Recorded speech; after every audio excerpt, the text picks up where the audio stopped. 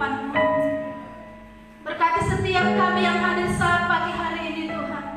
Ketika kami mau mendengarkan sebagian daripada firman Tuhan, biar hati kami boleh dibukakan dengan Roh Kudus. Hati kami boleh Tuhan senantiasa layak di hadapan-Mu.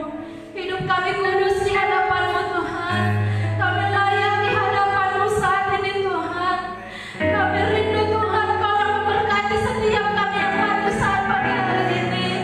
Bapa yang baik, jadikan kami Tuhan menjadi anak-anak yang senantiasa menghasilkan buah yang baik.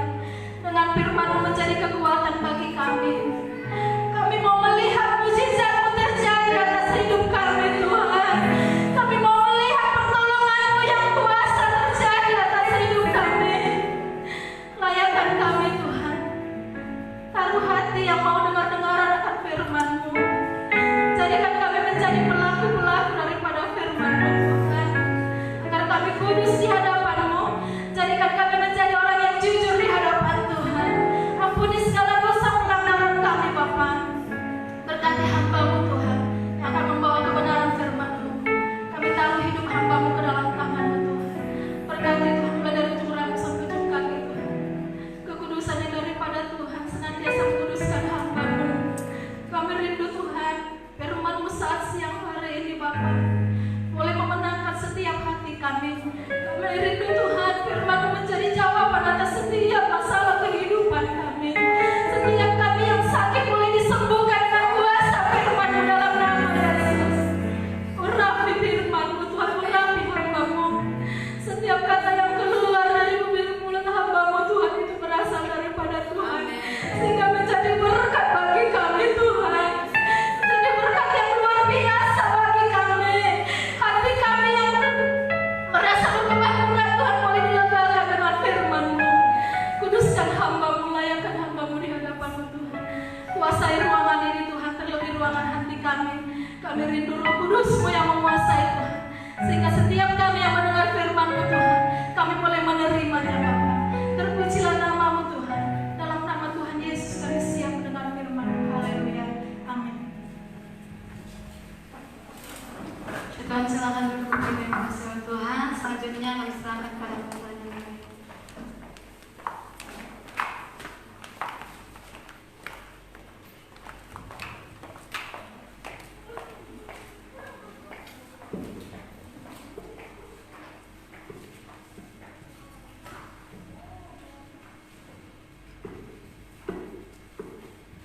Salam Bapak Ibu. Puji Tuhan, kita bersyukur kepada Tuhan di pagi hari ini, di mana atas berkat dan pertolongannya kita boleh ada dan kita boleh merasakan kuasa Tuhan nyata dalam kehidupan kita. Kita percaya seperti pujian yang kita nyanyikan barusan. Ketika kita beriman, ada mujizat yang akan terjadi dalam kehidupan kita. Amin Bapak Ibu. Mungkin secara logika, secara ilmu pengetahuan tidak mungkin, tapi bagi Tuhan Alkitab berkata semuanya mungkin bagi Tuhan.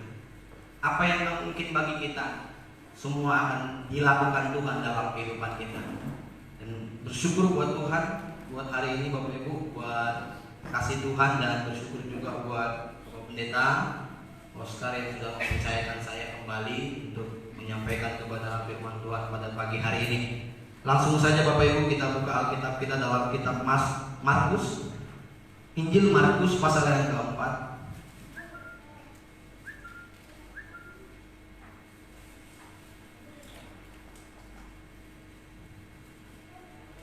Injil Markus kita juga berbicara salah satu kejadian mujizat yang dilakukan Tuhan dalam kehidupan. Pada waktu itu ketika murid-murid mengalami suatu gelombang, suatu pencobaan, suatu persoalan. Di dalam Markus 4 ayat 35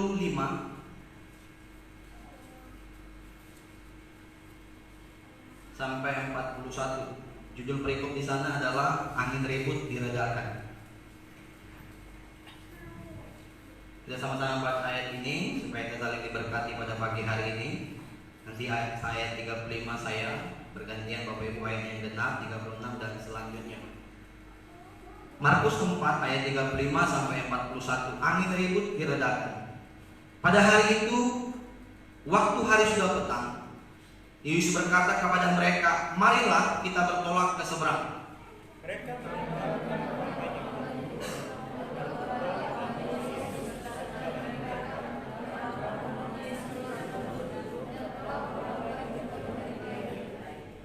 Lalu mengamuklah taufan yang sangat dahsyat. Ombak menyembur masuk ke dalam perahu, sehingga perahu itu mulai penuh dengan air.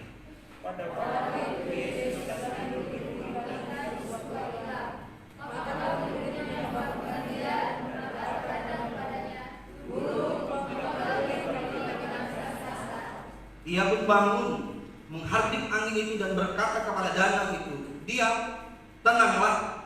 Lalu angin itu reda dan danau itu menjadi teduh sekali.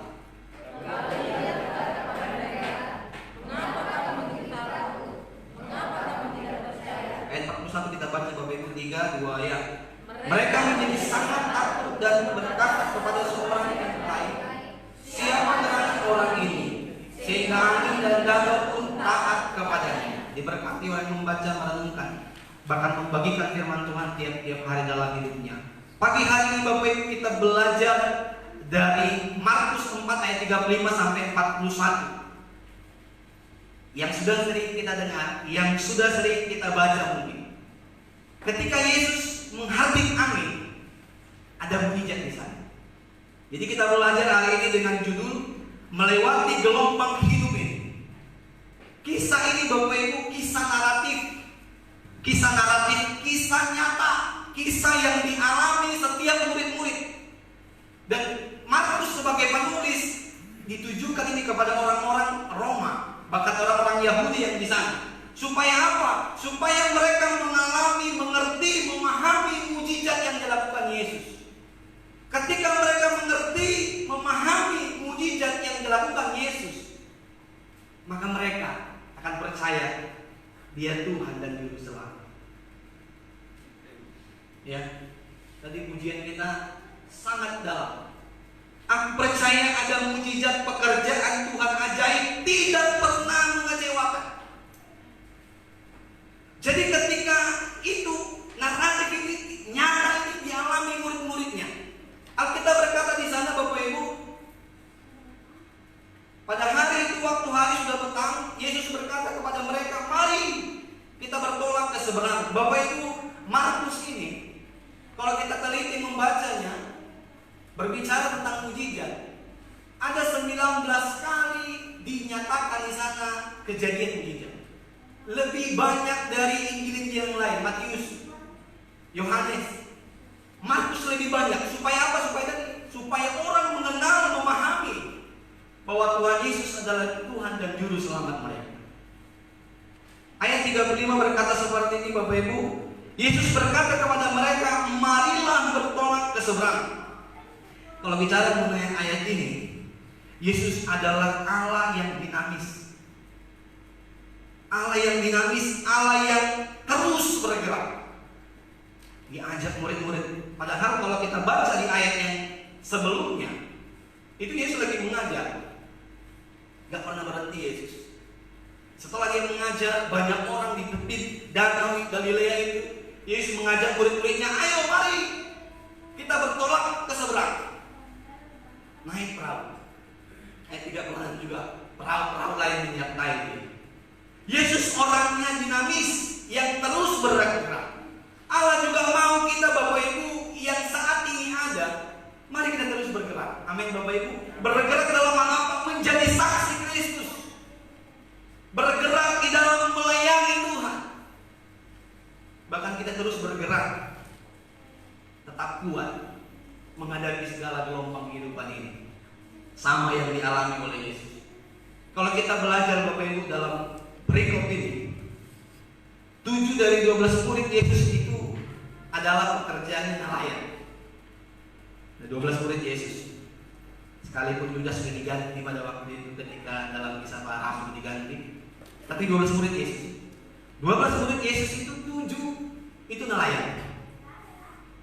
Pekerjaannya nelayan. Pertanyaannya, mengapa Yesus memilih nelayan?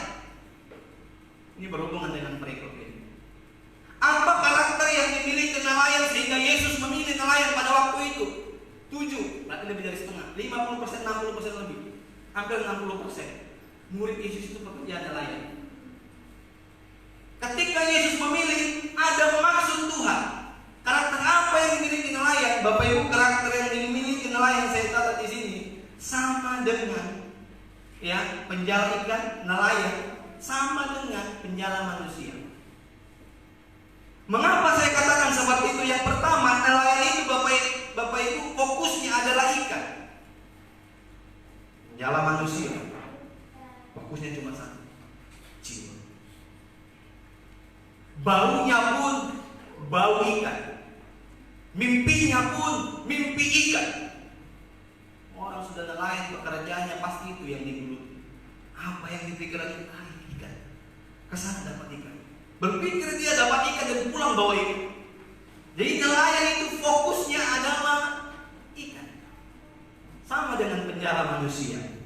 Ketika Andreas, Simon Petrus, Yohanes, Yakobus, yang diubah Tuhan menjadi penjala manusia. Tuhan gak pilih pekerjaan, mungkin guru, saya nggak tahu ada nggak guru. Pemungut cukai ada, tukang rumput nggak ada. Tapi nelayan Tuhan pilih, kenapa? Supaya bisa bergerak. Seperti yang sampaikan tadi di ayat 35. Mari kita berseberang, karena mungkin banyak danau di sana, banyak yang harus dilewati menggunakan perahu. Jadi nelayan itu fokusnya adalah ini. Ya, Bapak Ibu. Yang kedua saya lihat di sini, kenapa Tuhan pilih nelayan? Nelayan itu punya keyakinan yang teguh. Sejauh mata memandang ketika sudah di tengah-tengah air itu, yang kelihatan cuma air, nggak nampak ikan. Mungkin kalau di tengah-tengah laut yang dalam mungkin lompat-lompat ikan. Tetapi nelayan punya keyakinan sejauh mata memandang air semua, tetapi mereka yakin mereka harus dapat ikan. Sekalipun air semuanya, tak nampak sedikit pun ikan di bawah. Tetapi mereka yakin mereka akan dapat ikan. Penjala manusia juga seperti itu. Mungkin kondisi di Batam ini, aduh, sudah parah. Gimana dapat jiwa? Saya masih ingat waktu saya di kampus, 1 bulan 1 jiwa, tugas 1 semester. Dan itu berhasil saya lakukan ketika saya di Nagoya selama 4 tahun.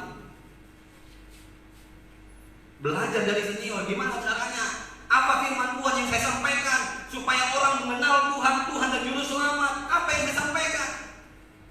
Fokus penjala manusia jiwa. Penjala manusia juga fokusnya adalah jiwa-jiwa. Penjala ikan juga. Sekalipun dilihatnya cuma air sekelilingnya, mau balik kanan, mau putar pun dia 360 derajat, yang dia lihat cuma air, tapi hatinya yakin dia dapat ikan. Yang ketiga saya cari adalah nelayan itu Bapak Ibu tidak penakut. Ketika dia dari daratan menuju tengah-tengah laut, ini keberanian ini. Kalau di sini kita di simpang orang yang sana teriak-teriak, "Woi, tolong!" Mungkin ada yang menolong. Kita teriak minta tolong. Yang berantem aja orang lihat berantem, padahal mulutnya nggak, teriakannya nggak kuat. Tapi tengah-tengah laut Bapak Ibu, ini seorang nelayan. Dia nggak takut apapun. Saya pernah mancing dengan Om ajak itu pada waktu mungkin 2011-2012. Masih kurus-kurusnya saya, bukan segendut ini. Kami di perahu ada 4 orang. Satu yang supirnya lah. Satu Om saya, satu lagi kami mulai dari daratan udah goyang-goyang. Air udah banyak udah masuk ke perahu kami kecil. Om bilang pakai helm. Soalnya kena muka, ngeri sekali. Hati ini jatuh, teriak minta tolong, sama siapa minta tolong? Ada. Tapi ketika nelayan Tuhan pilih, sampai di tengah-tengah laut dia gak pikirkan apapun. Dia hanya pikirkan bawa pulang ikan. Pulang gak pulang, jalan. Jadi nelayan itu punya karakter-karakter ini. Makanya Yesus memilih mereka Bapak Ibu. Nah, sekarang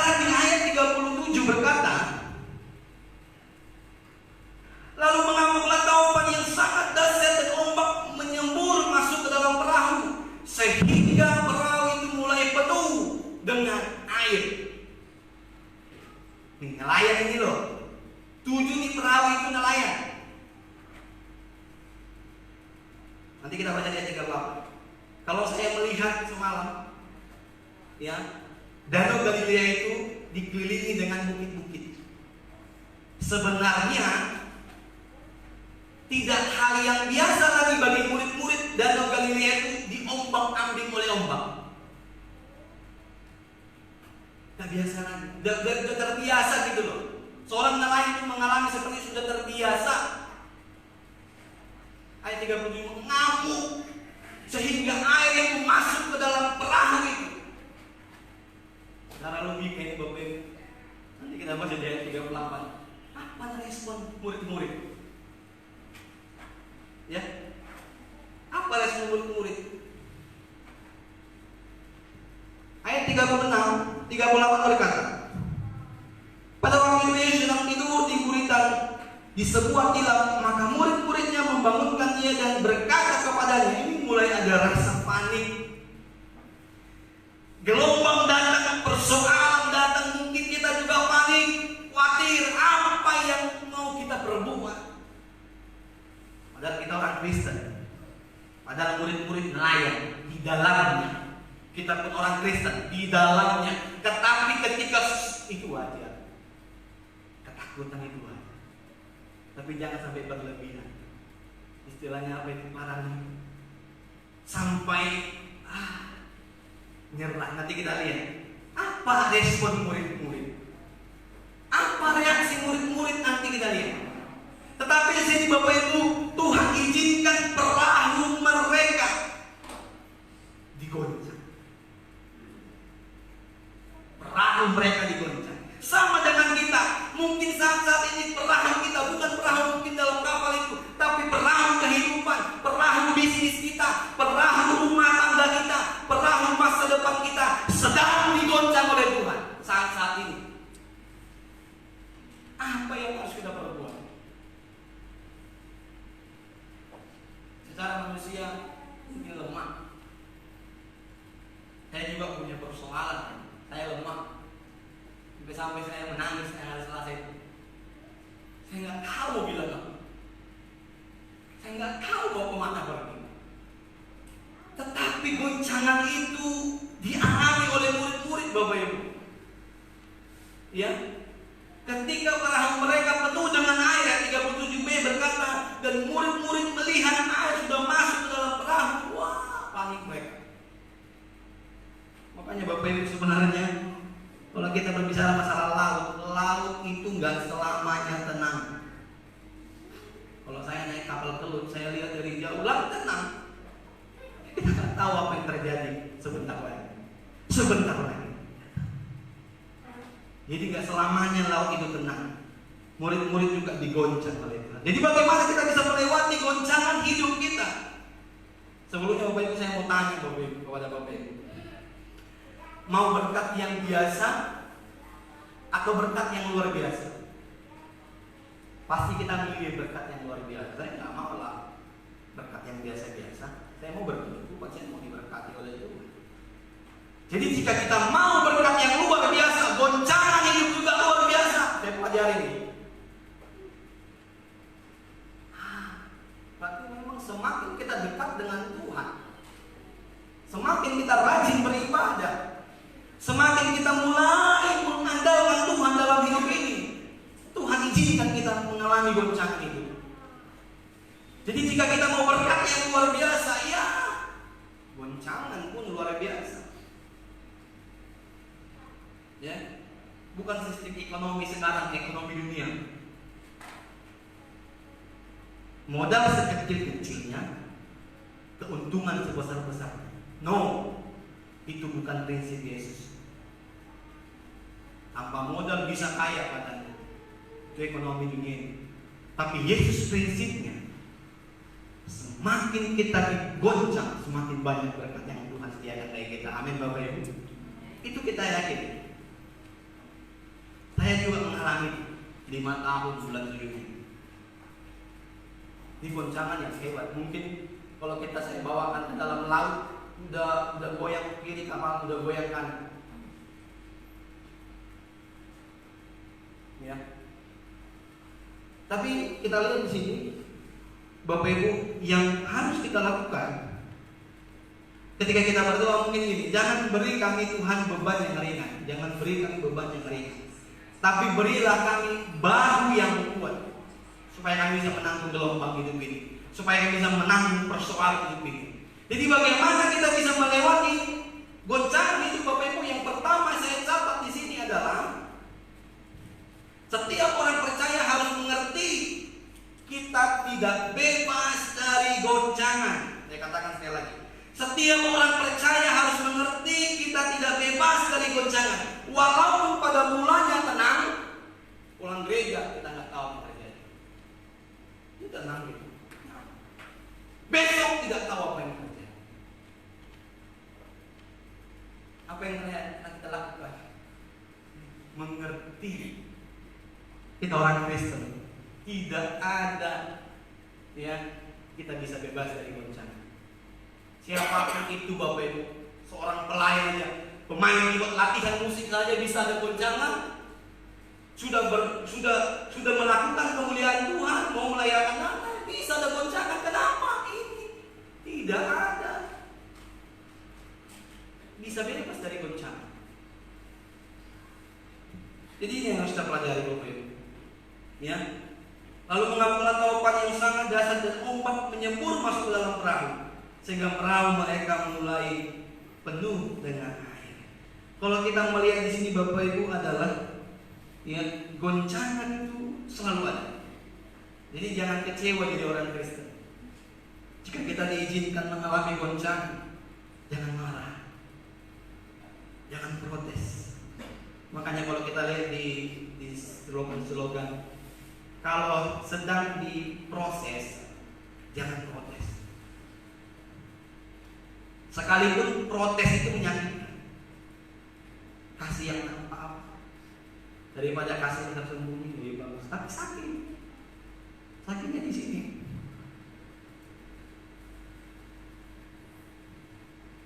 Jadi Bapak Ibu, tidak ada ayatnya kita bebas dari goncangan. Dari Kejadian sampai Wahyu, cari ke saya, ada nggak ayat orang Kristen yang mendekat dengan Tuhan bebas dari goncangan? Nggak ada ayatnya Bapak Ibu. Tapi kita akan mengalami sedikit, bahkan banyak mengalami goncangan itu. Saya ingat satu kisah Daniel. Ketika Daniel pasal yang kedua, pada waktu itu dia dikasih karunia sama Tuhan. Ketika dia berdoa berpuasa, 10 kali lipat kepintaran dikasih sama Daniel. Berbeda dari orang-orang yang ada di sana. Kita sekali tahu. Pada waktu itu, dan dia masuk ke golongan cendekiawan, golongan-golongan yang orang pintar. Pada waktu itu dalam pasal yang kedua, Nebukadnezar bermimpi. Dia bermimpi Bapak Ibu. Dia bingung apa mimpinya. Dia nggak tahu apa mimpinya. Dia mau diartikan mimpinya. Dipanggil orang-orang pintar ini, termasuk Daniel di kerajaannya. Dijelaskan sama Nebukadnezar mimpinya. Semua orang itu nggak ada yang ngerti, termasuk Daniel. Orang pintar. Tidak bisa. Malah parah kali Nebukadnezar. Pasal yang kedua, pasal yang ke-10, ke-11. Dia bilang seperti ini, kalau tidak ada yang menafsir mimpiku akan dibunuh. Ketakutan Daniel, goncangan hidup yang dialami Daniel sangat. Nyawanya loh Bapak Ibu. Bukan hartanya, nyawanya. Kalau nggak bisa menafsir mimpiku akan kubunuh. Karena Nebukadnezar ini raja sombong. Ya, udah minta tolong, tapi dia mau kan gitu. Tapi apa yang dilakukan pasal yang kedua ayat 13, 14, 15 atau 18 itu. Daniel bingung dan dia bilang kasih waktu. Mulai panik dia, kasih waktu. Jadi kepanikan Daniel Bapak Ibu, apa yang dia perbuat? Dia jumpai teman-teman seimannya. Siapa teman-teman seimannya? Ada Sadrak, Mesak, Abednego, ayat 18 itu. Daniel pasal 2 ayat 18. Dia jumpai. Jadi kalau kita mungkin ada masalah, ya jumpailah orang yang di dalam Tuhan. Karena ada waktunya kita ditolong, ada waktunya kita menolong. Dan dia orang yang di dalam Tuhan, tapi dia minta tolong sama kawan seiman. Enggak, dia sombong, apa itu panggil kau? Karena kita orang percaya, orang di dalam Tuhan, ada waktunya kita ditolong, ada waktunya kita menolong. Jadi pada waktu itu Daniel minta tolong. Apa yang harus saya perbuat kawan-kawan tuh? Kata kawan-kawan, yuk kita berdoa yuk. Mereka berdoa, berpuasa Bapak Ibu. Daniel, Sadrak, Mesak, Abednego, mereka berempat berpuasa. Apa yang terjadi Bapak Ibu? Ketika mereka berdoa berpuasa, ada mujizat, ada pertolongan yang tidak pernah berhenti melakukan. Apa itu? Daniel mampu menafsirkan dunia ayat itu. Panik gak Daniel? Panik. Kenapa panik? Nyawanya. Murid-murid panik gak? Panik. Apa yang terjadi? Nyawanya. Sekalipun apa? Nelayan. Sudah tahu bagaimana gelombang hidup itu. Kita sudah tahu gelombang hidup. Besok kita nggak tahu apa yang terjadi. Tapi apa yang harus kita berbuat ini? Kita harus paham bahwa kita orang percaya tidak lepas dari bencana hidup. Tidak ada yang Ayub sama dengan Bapak Ibu. Dia mengalami bencana hidup yang begitu dahsyat. Tidak ada manusia yang seperti di Ayub. Apa yang dia alami, apa yang dia yakini, seperti orang lain tadi, dia yakini cuma satu. Tuhan Allahku, Engkau pasti mengasihiku. Cukup.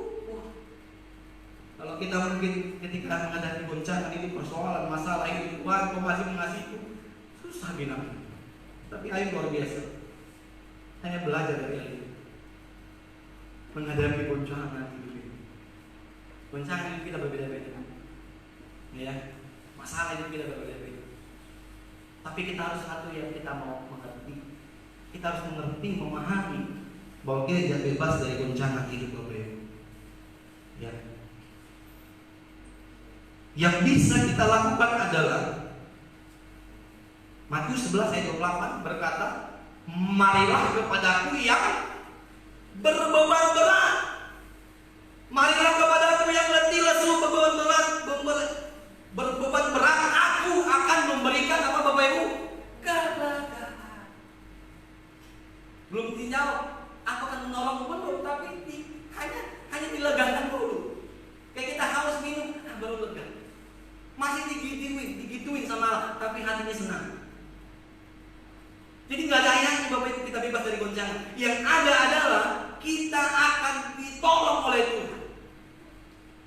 Jadi kalau kita punya persoalan, masalah hidup, ada satu memang, nggak ada yang lain seperti pujian tadi. Satu-satunya yang kita andalkan cuma Yesus. Teman kita hanya menguatkan, kalau tadi bilang, hanya dia menolong. Tapi temannya suruh apa? Nasihatnya enggak, kita berdoa. Dia tetap andalkan Tuhan. Dan Tuhan menolong. Tidak ada yang mustahil bagi Tuhan. Jadi Bapak Ibu, murid-murid digoncang oleh Tuhan. Sekalipun ada Yesus di sana. Ini berceritanya di sana, ya. Ada Yesus di perahu itu yang sedang tidur. Mungkin ada Yesus dalam hati kita. Pada waktu itu mungkin ketika kita mengalami goncangan hidup, Yesus tidur atau seperti apa saya tidak tahu. Tapi ketika kita mengalami goncangan hidup, mari kita mengerti, memahami itu pertama dulu. Bahwa kita tidak bebas dari goncangan. Seperti Bapak Ibu, seperti berjalan di tangan Tuhan periuk. Percayalah kita ada dalam tangan Tuhan. Sekalipun banyak orang, bahkan 1000 orang menarik kita ke bawah, tapi percayalah, cukup satu tangan kita angkat ke atas. Tangan Tuhan. Amin Bapak Ibu. Hanya satu. Sekalipun orang menarik kita ke bawah sampai kita tidak bisa bergerak, tak bisa, sampai ke tetek tidak bisa. Tapi percayalah, satu tangan cukup mengangkat kita. Tangan Yesus. Percaya. Seperti dompet ini, saya keluarkan dompet. Tadi saya keluar isinya. Ini ada $100. Ya, pucuk-pucuk saya remuk-remuk. Tapi masih mau atau enggak? Anak-anak bilang mau. $100 loh. Saya letakkan ke lantai, saya injak. Masih mau terima enggak? Kenapa? Karena berharga bagi kita. Sama dengan kita. sekalipun goncangan hidup, masalah, beban, persoalan datang menerpa hidup kita, percaya bahwa engkau berharga di mata Tuhan. Amin Bapak Ibu. Bahwa kita ada nilainya di mata Tuhan. Jangan ragukan Tuhan. Sekalipun sampai sekarang stop dulu. Tapi ada waktunya Tuhan. Itu yang pertama. Kita harus mengerti terlebih dahulu bahwa kita tidak bebas dari goncangan. Jadi harus jalani. Harus jalani. Gak bisa. Gak bisa ditolak, gak bisa. Harus jalan. Yang kedua Bapak Ibu, bagaimana kita bisa melewati goncangan hidup? Yang kedua Bapak Ibu, yang saya lihat di sini ayat 37 adalah reaksimu atau responmu menentukan cara menghadapi goncangan. Jadi respon kita, reaksi kita, itulah cara menghadapi goncangan hidup. Yang Allah mau adalah milikilah respon yang benar, reaksi yang benar. Jika kita memilih respon yang salah, berarti kita sedang mempersiapkan diri yang salah, mempersiapkan strategi yang salah. Maka apa yang terjadi? Kita bisa kalah. Tetapi kalau kita memilih respon yang benar, memilih strategi yang benar, mengandalkan Tuhan, percayalah kita akan jadi pemenang. Amin Bapak Ibu.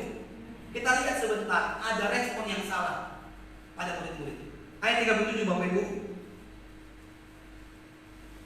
Lalu mengamuklah taufan yang sangat dahsyat dan ombak menyembur masuk ke dalam perahu, sehingga perahu itu mulai penuh dengan air.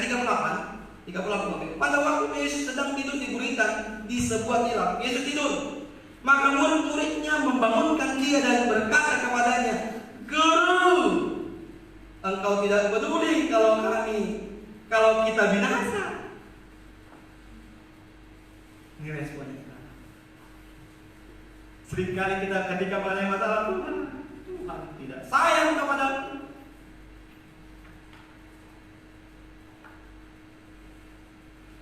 Jadi ketika kita memiliki respon yang benar, mengandalkan Tuhan, maka kita akan jadi pemenang. Tapi ketika kita memiliki respon yang salah, strategi yang salah, kita bisa kalah. Tapi miliklah respon yang benar. Saya baca ayat ini, Tuhan, saya pernah seperti ini. 3 tahun pernikahan. Sekarang udah mulai santai. Rupanya makin lama makin santai. Tapi ada juga keraguan. 2 tahun pernikahan, goncangan hidup. Wah, mana ini Tuhan? Gimana kau Tuhan? Tapi saya mengerti bahwa orang percaya tidak lepas dari goncangan. Yang kedua, harus punya respon yang benar. Saya alami, saya lakukan. Murid-murid menyalahkan Tuhan. Guru, engkau tidak peduli kalau kita binasa. Sambil membangunkan Yesus pada waktu. Respon yang salah. Coba kita lihat dulu Bapak Ibu, respon yang salah juga pada orang Israel. Bilangan pasal yang ke-14. Bilangan 14 ayat yang ketiga.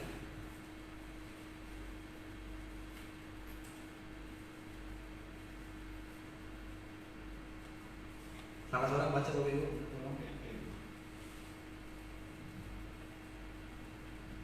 Bilangan 14 ayat yang ketiga.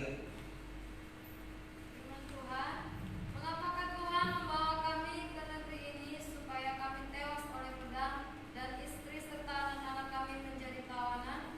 Bukankah lebih baik kami pulang ke Mesir? Respon bangsa Israel pada waktu itu salah. Mereka mengeluh, padahal Tuhan sudah membawa mereka menyeberangi laut berlaut, sudah menolong mereka, tapi mereka masih bersungut-sungut. Lebih baik kami jadi budak. Tak apa-apa lah, banting tulang. Ada sana ada roti, ada bawang, ada apa, enak. Daripada sini kami gak makan. Mau binasa kami ini. Ngapain kami Kanaan? Ngapain? Sungut-sungut. Respon yang salah. Bapak Ibu, Tuhan tidak pernah merencanakan yang jahat bagi kita. Tuhan gak pernah merencanakan yang buruk bagi kita. Tuhan tidak pernah merencanakan kecelakaan bagi kita. Yang kita yakini saat ini adalah Tuhan sedang merencanakan hari esok yang penuh dengan harapan. Amin Bapak Ibu. Jadi Tuhan nggak pernah merintahkan yang buruk. Ini diuji murid-muridnya, digoncang murid-muridnya. Jadi respon yang negatif memang dimulai dari fiktif, pikiran negatif. Respon yang negatif dimulai dari fiktif, pikiran negatif. Kalau ada pikiran negatif, respon pasti negatif. Mungkin, percaya. Anggap layas lagi orang, anggap layas Tuhan. Percaya. Dari pikiran negatif, makanya responnya negatif. Percayalah Bapak Ibu, seperti pujian tadi, masalahmu menjadi tempat untuk Tuhan menyatakan mujizat. Ketika Tuhan menyatakan mujizatnya, apa yang kita perbuat? Kita bersyukur. Jadi masa saya ingat sekali ada kawan 6 bulan datang ke Batam, tidak kerja. Padahal orang anak Tuhan sama dengan kita. Gimana ini? Gimana Tuhan? Akhirnya dia pulang kampung.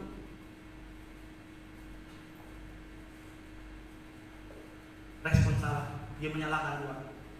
Capek yang berdoa, capek yang berdoa, capek yang berdoa, capek yang berusaha. Tuhan pun nggak ada, mujizat Tuhan nggak nyata. Responnya salah. Jadi pertama Bapak Ibu mengerti bahwa masalah kita nggak bisa lepas dari goncangan. Yang kedua, kita memiliki respon yang benar. Yang ketiga Bapak Ibu, ini yang susah mungkin. Saya masih belajar menerima kekuatan yang baru. Yang ketiga, ayat 39 berkata, ia pun bangun, menghardik angin dan berkata kepada danau itu, diam, tenanglah. Lalu angin itu reda dan danau itu menjadi teduh sekali. Yang ketiga saya catat di sini adalah tetap menantikan tindakan Tuhan dengan sabar.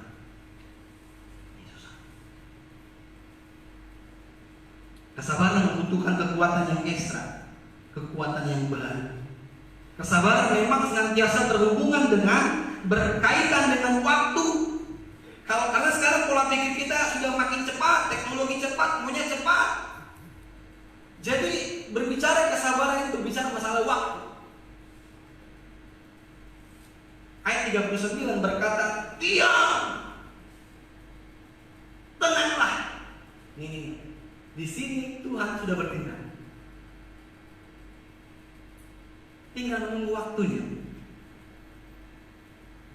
Makanya kita hanya bisa berdoa, menyerahkan semua sama Tuhan. Bukan berdiri di tengah badai dengan kekuatan yang Kau berikan dan kesabaran. Kesabaran membutuhkan kekuatan yang baru. Refresh seperti laptop klik kanan, refresh. Kita pun seperti itu.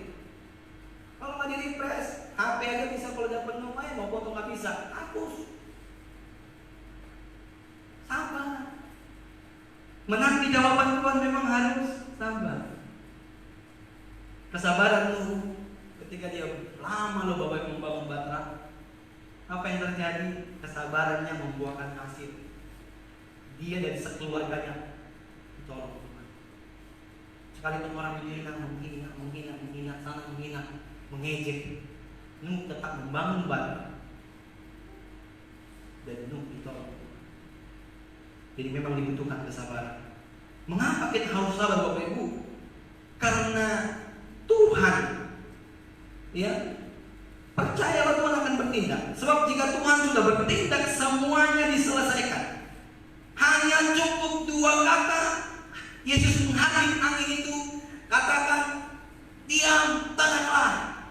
Kalau udah gini Yesus apa gak enak? Apa yang terjadi? Selesai. Masalah kita selesai.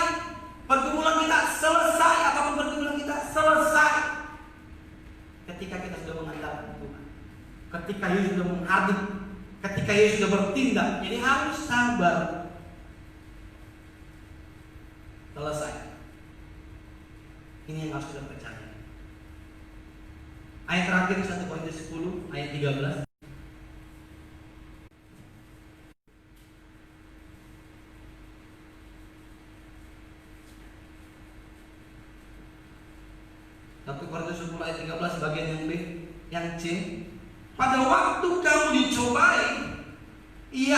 memberikan kepadamu jalan keluar, sehingga kamu dapat menanggung.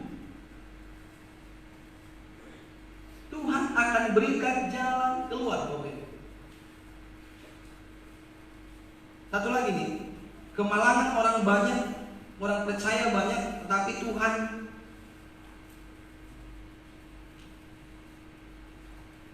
dalam kitab Mazmur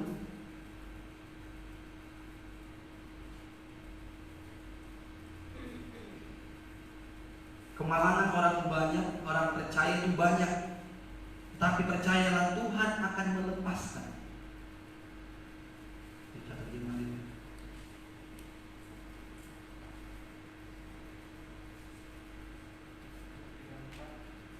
Mazmur 34 ayat 18. 19. Mazmur pasal 34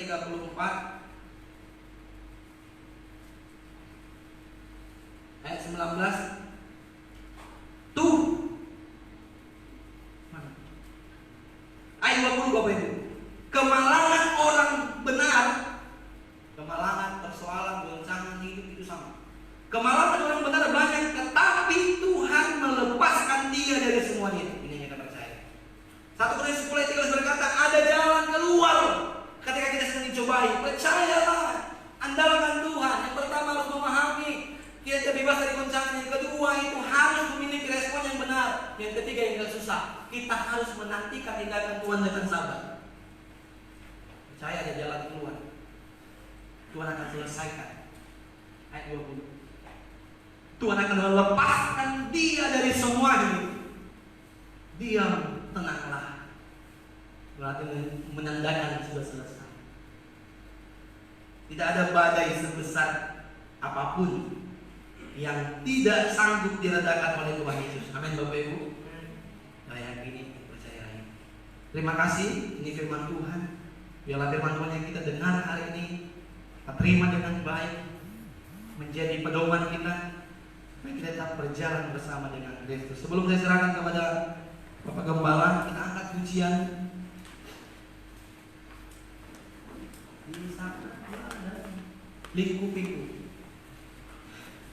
Lingkupi kami Tuhan dengan sayap-Mu. Naungi kami Tuhan dengan kasih-Mu, supaya setiap ketika ada badai, goncangan hidup, kami bisa kuat dan kami bisa terus bersama dengan Kristus. Terima kasih bagi-Mu Yesus.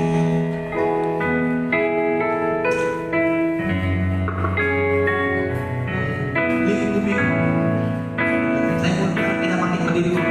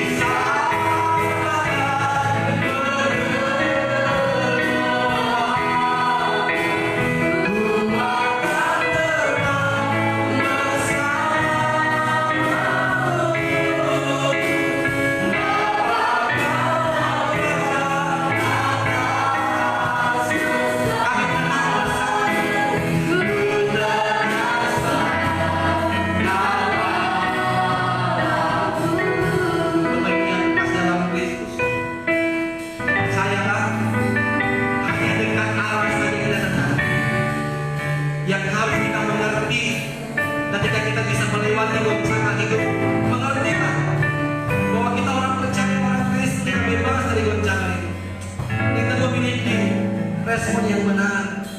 Bukan kita tetap nantikan tindakan Tuhan dengan sabar. Percayalah, Tuhan akan turun menolong, menyelesaikan semua persoalan-persoalan dalam kehidupan kita. Dan waktunya Tuhan, kairosnya Tuhan akan dinyatakan dalam kehidupan kita.